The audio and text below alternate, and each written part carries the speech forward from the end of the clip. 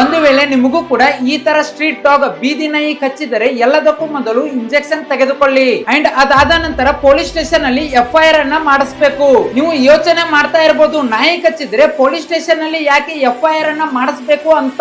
High court ನ ಹೊಸ ಆದೇಶದ ಪ್ರಕಾರ ಒಂದು ವೇಳೆ ಸ್ಟ್ರೀಟ್ ಡಾಗ್ ಬೀದಿ ನಾಯಿ ಕಚ್ಚಿದರೆ ನಿಮ್ಮ ಸ್ಟೇಟ್ ಗವರ್ನಮೆಂಟ್ ನಿಮಗೆ 10,000 ರೂಪಾಯಿಯನ್ನ ಕೊಡುತ್ತೆ ಪರ್ ಟಿಪ್ ಮಾರ್ಕ್ ಗೆ.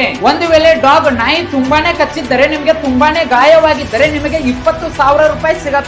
ಅದಕ್ಕೆ ನೀವು ಮಾಡಬೇಕಾಗಿರೋದು ಪೊಲೀಸ್ ಸ್ಟೇಷನ್ ಅಲ್ಲಿ FIR ಅನ್ನ ಮಾಡಿಸ್ಬೇಕು.